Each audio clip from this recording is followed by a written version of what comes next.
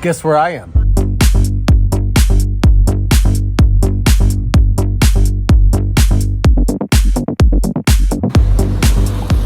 (26th to Thailand Rob. Anything about this look familiar at all? First of all, I'm in a corner, so I have to get out of the way. But if you have been watching me for over 8.5 years, you will realize that I am in the first place that I ever see. Remember the sleeping soy dogs? If you remember that, then you know exactly where I'm at. I am in the first place that I ever lived in Thailand, in Bangkok. And right behind me here, that's the store where I always had my Coca-Cola in the morning and made the videos like this. Cheers. And I came back up here today because I'm on a trip to see Fawn, and I'm going to be there and go meet her in an hour. But on the way here, I decided to stop by and have a lovely Leo at the corner store, which is grown up now. Because what I mean by that is all the plants are grown. So, and he's got this drapery here, so you can hardly even see the place. But again, let's get into the story of how I got here in the first place. I used to sit here every morning with a Coca-Cola instead of a Leo. So it's late afternoon right now. It's 4:30 in the afternoon, so I'm having a beer.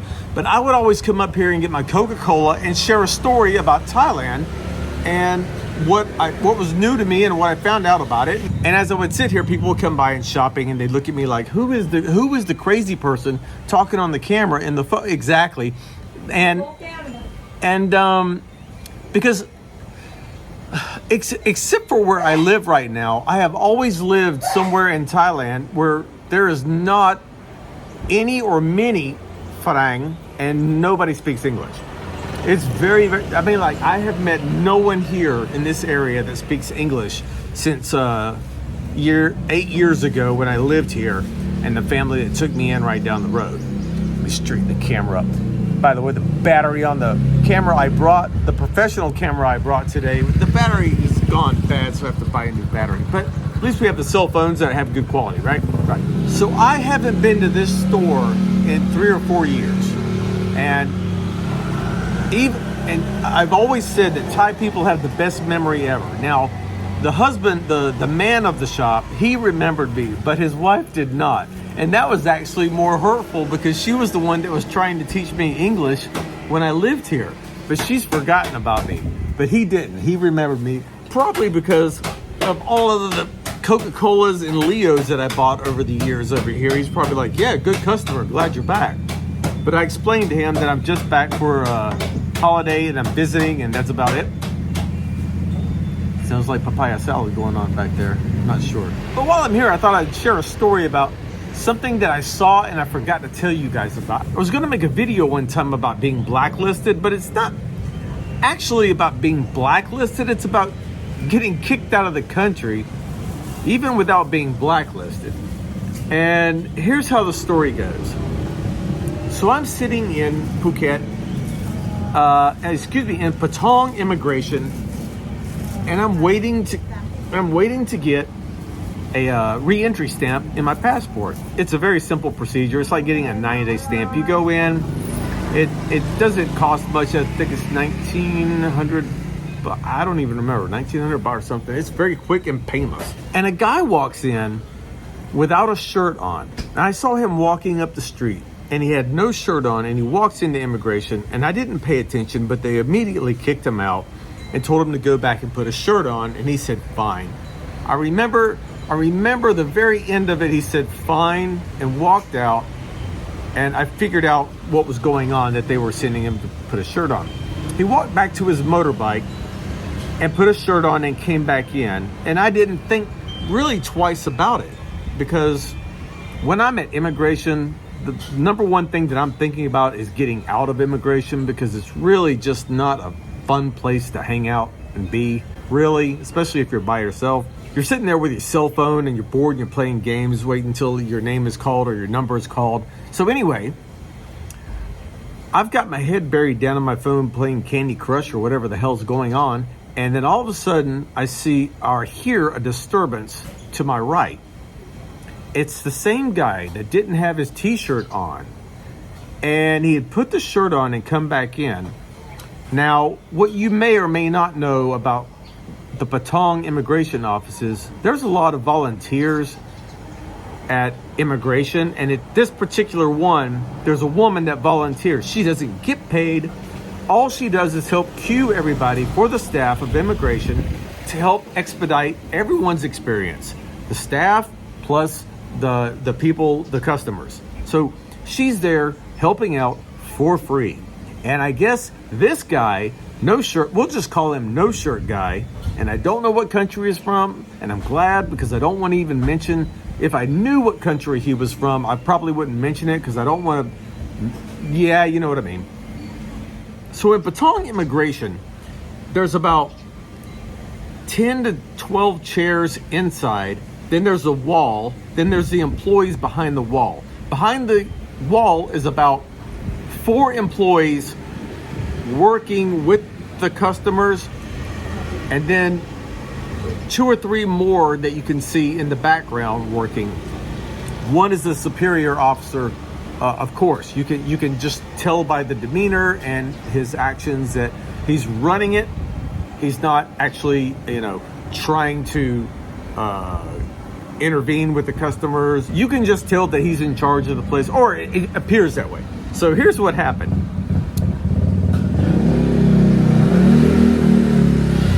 I'm sitting there, and I can hear not a scuffling. There was no physical contact, but I could hear verbal scuffling. And I looked over, and I saw the boss of the Patong Immigration. I don't know his name. I don't know if he's still there, but I saw him come out from behind his wall to our side of the wall. And when that happens, nothing good is going to come from it. I can tell you that.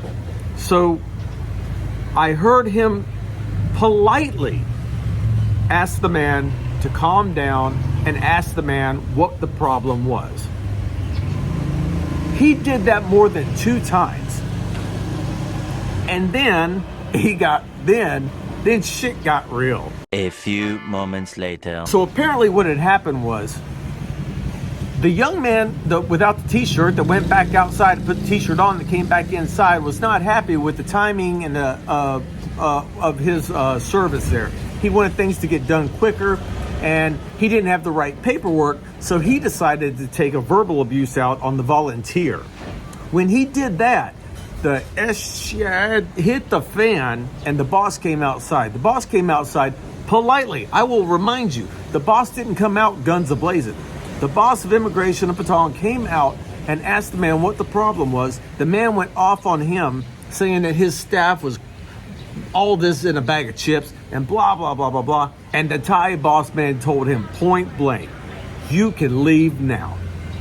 This is my country. You do not come into my country and disrespect my staff. And wow, everyone in the room just went whoosh, and we were all just watching it like it was a WWMMA fighting war wrestling, but any kind of fight, Mike Tyson fight, we were all watching. The guy stood up to the officer and like squared off with his hands on his hips. He didn't do anything, but he squared off, laughing like, like, what are you gonna do? And the Thai officer repeated, "This is my country. You are free to leave now. You can leave now." Now he didn't blacklist him. He did not take his passport and smile and go behind the counter and blacklist him. No, he didn't. He said, "You can leave now and come back in the evening." So if you don't know, Thai immigration has a morning hours, and then they have afternoon hours. So morning is before lunch, then you have afternoon lunch. So this was the morning time. The guy was mouthy to his staff. The guy got kicked out and was told, "You can pick your paperwork up at 4 o'clock, which is the very, very, very, very, very end of the afternoon staff. And I will remind a lot of people that if you go to immigration at the very, very, very, very, very, very end of the timing, they're probably going to make you come back the next day, which I don't know if that's what happened. But if I had money to put on it, I'm pretty sure that guy had a hard time getting whatever stamp it was that he was looking for, because he mouthed off at the wrong person at immigration. And actually, why would you mouth? Why would any? I don't understand the people that come over here. He didn't have a problem. He created a problem. I can understand if someone gets upset at immigration because a problem is created at immigration, but he came in with the problem, created a problem, started the problem, got kicked out, had to come back, probably got kicked out again, all because he thought he was better than the Thai people. He thought he was better than Thai people. Whatever country he was from, he thought he was better, and that's just a poor attitude. So I know most of the people that watch my channel don't act that way, but if you want a tip on how to get through immigration very quickly, like I did, you walk in, you sit down, and if you don't have all your paperwork, then you ask them what paperwork you need. Yeah, so I go in, I tell them what I need, 90-day stamp, or in this case, I just need a multi-entry stamp or an re-entry stamp. It's painless, simple. It might be a waiting process because it's a small immigration office, but no problem. But I never complained about when they tell you that you don't have the right paperwork. Let me just tell you this in advance. If you've never been to Thailand, you probably don't have all the paperwork. Even if you think you have all the paperwork, there's a good chance that they can probably actually get you to go get more, or more pictures, or more copies, or more signatures. Just telling you, it happens over here.